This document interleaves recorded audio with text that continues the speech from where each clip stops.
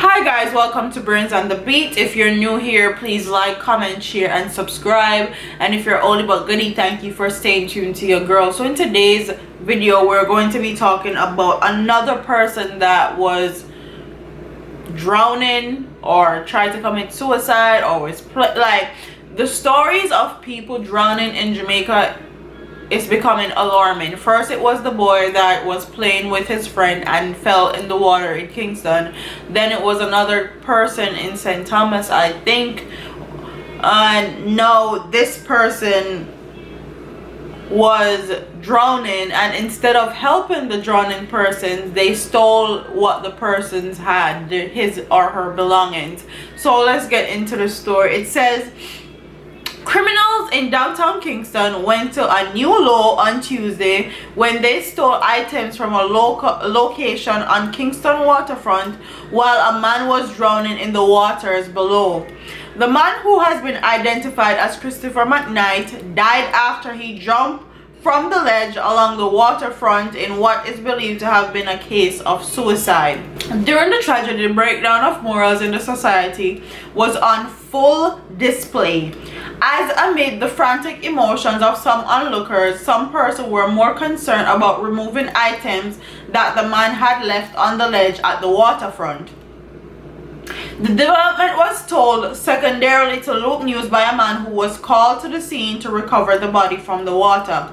Imagine, I hear said the man came down to the waterfront, took off his clothes, took off his chain and shoes, then took out his wallet, said the diver. These were all items he left on the ledge close to the waterfront, and by the time he jumped off, within minutes of that happening, those items were gone, added the concerned citizen. I mean, people were more concerned with stealing the items the man had left instead of helping. According to alleged eyewitness to the drowning, McKnight jumped into the water at about 3 p.m. from the ledge along the waterfront.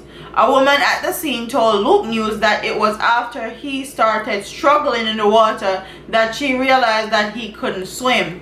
An alarm was raised, but McKnight drowned before help could get to him, the woman related.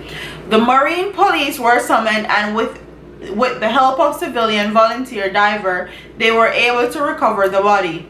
The city center police are investigating the incident, one of a number of recent drownings at the waterfront. And like I said, these drownings have been happening like one every week.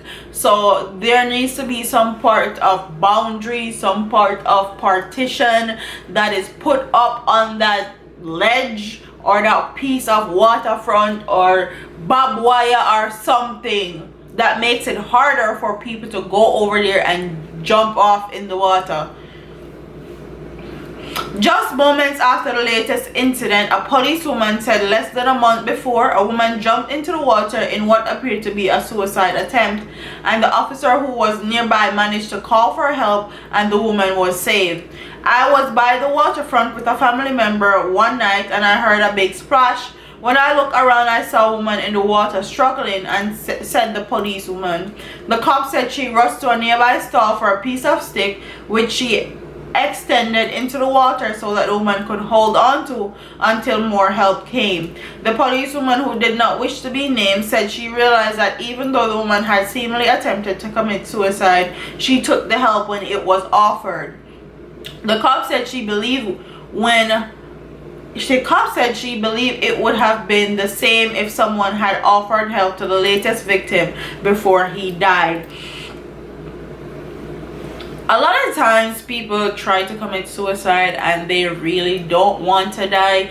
They feel like if their life is not worth living, or things are not going their way, or they're struggling, or they're comparing themselves to others and seeing other people do good and they're not doing. And sometimes it comes from mental health. A lot of these times that people try to commit suicide in Jamaica is due to mental health, whether it's depression, anxiety, bipolar disorder. Like, it has to do with mental health disorder. And a lot of Jamaicans still is of the belief that it's obia or them just sitting on them head, or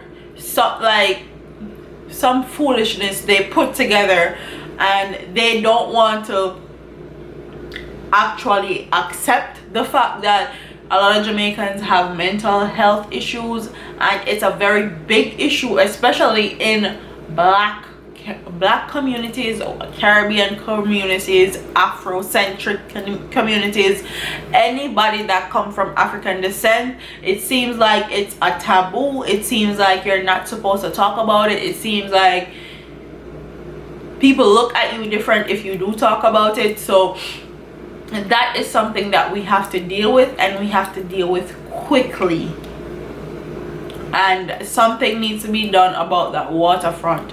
I think I know where they're talking. It's a nice area, especially when you're driving, but if people are going there to constantly commit suicide, then they need to put some form of barrier up there so they can stop. Okay, and a lot of these people, their family members need to pay more attention, need to be more attentive, need to check up on their family members more, make sure they're all right.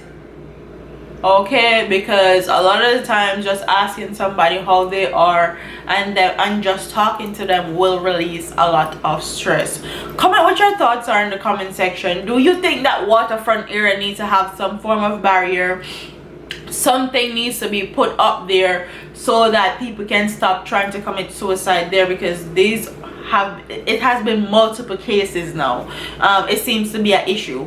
And also, do you think that mental health issues in our communities are very taboo and we need to educate ourselves more, or there needs to be some form of campaign about mental health issues in Jamaica?